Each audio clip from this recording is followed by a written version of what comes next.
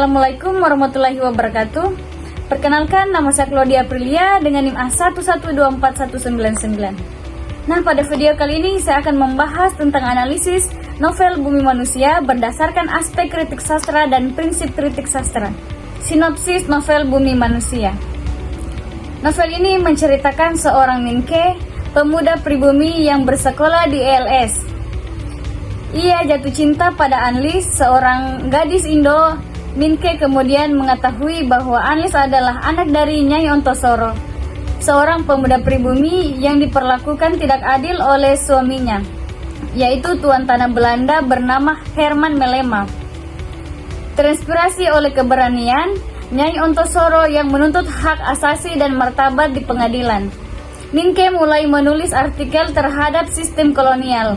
Namun, kekuasaan kolonial mengisahkan mereka. Tragisnya, Anlis meninggal dalam kesedihan. Nyai Ontosoro dipenjara dan Minke diasingkan. Kemudian, analisis berdasarkan aspek kritik sastra. Yang pertama, menguraikan unsur karya. Pram menggunakan alur maju dengan teknik penceritaan orang pertama, yaitu Minke. Latar tempat Surabaya dan monokromo digambarkan sangat detail untuk membangun atmosfer kolonial. Konflik utamanya adalah pertentangan antara hukum adat kolonial dengan nilai kemanusiaan universal. Yang kedua, menafsirkan makna. Judul Bumi Manusia merujuk pada gagasan bahwa dunia ini adalah milik semua manusia, terlepas dari warna kulit atau kasta sosialnya. Pram menyampaikan bahwa peradaban Barat yang diagung-agungkan sebenarnya mengandung sisi gelap yang benis atau kolonialisme. Makna intinya adalah tentang kelahiran harga diri bangsa yang dimulai dari kesadaran individu. Yang ketiga, memberikan penilaian. Novel ini memiliki nilai artistik yang luar biasa karena berhasil menjahit riset sejarah yang ketat dengan narasi drama yang menyayat hati. Pram tidak hanya bercerita, ia membangun sebuah monumen perlawanan. Penggunaan dialog-dialog intelektual di tengah ketegangan cerita menjadikan novel ini menjadi sebuah sastra ide yang berbobot. Kemudian analisis berdasarkan prinsip kritik sastra. Yang pertama, objektivitas.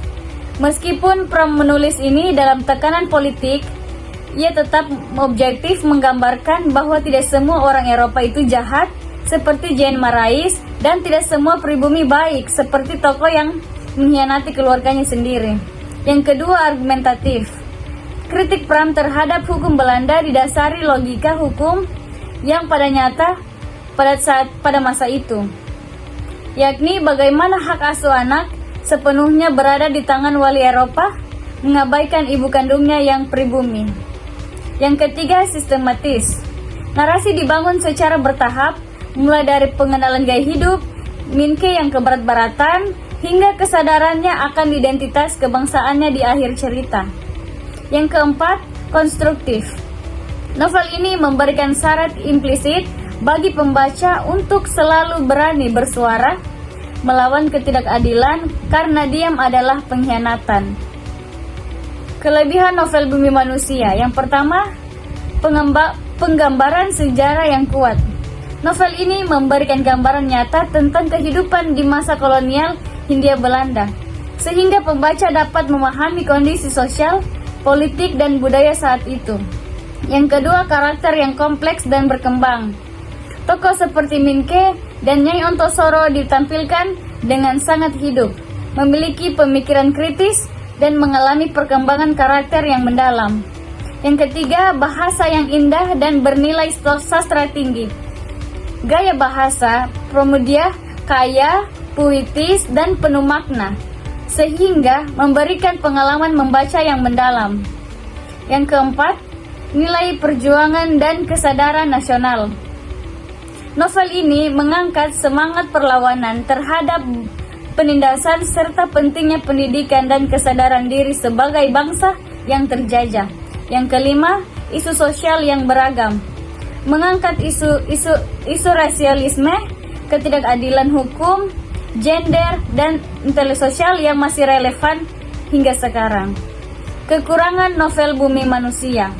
Yang pertama, Bahasa cukup berat bagi sebagian pembaca.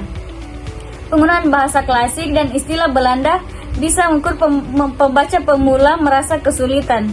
Yang kedua, alur cenderung lambat. Banyak bagian deskriptif dan reflektif sehingga terasa kurang cepat bagi yang menyukai cerita dinamis. Yang ketiga, banyak istilah dan konteks sejarah. Membutuhkan pemahaman tambahan agar pembaca benar-benar meneliti latar dan konflik yang terjadi. Yang keempat, konflik emosional yang intens. Beberapa bagian bisa terasa berat karena menggambarkan ketidakadilan dan penderitaan. Kemudian relevansi dengan kehidupan saat ini. Yang pertama, pentingnya pendidikan. Seperti Minke, pendidikan masih menjadi alat utama untuk meningkatkan kualitas hidup dan melawan ketidakadilan. Yang kedua, isu kesetaraan gender. Sosok Nyai Ontosoro mencerminkan perempuan kuat yang relevan dengan perjuangan perempuan masa kini. Yang ketiga, perlawanan terhadap ketidakadilan sosial. Diskriminasi ras dan kelas masih terjadi dalam bentuk berbeda di zaman modern. Yang keempat, kesadaran identitas dan nasionalisme. Generasi muda saat ini juga dituntut untuk memahami jati diri dan berkontribusi bagi bangsa. Yang kelima, kebebasan berpikir dan berekspresi. Novel ini mengajarkan pentingnya berpikir kritis terhadap sistem yang tidak adil. Kesimpulan dari novel ini, Bumi Manusia ini adalah, novel ini menunjukkan bahwa novel ini memiliki kedalaman makna yang luar biasa. Dari segi aspek, novel ini kaya akan interpretasi, humanisme, dan kritik kolonial. Dari segi prinsip, kritik terhadap novel ini harus dilakukan secara objektif, logis, dan didukung bukti-bukti teks yang kuat. Bumi Manusia bukan hanya cerita masa lalu, melainkan cerminan perjuangan manusia untuk mendapatkan pengakuan sebagai manusia. Sekian dari saya. Wassalamualaikum warahmatullahi wabarakatuh.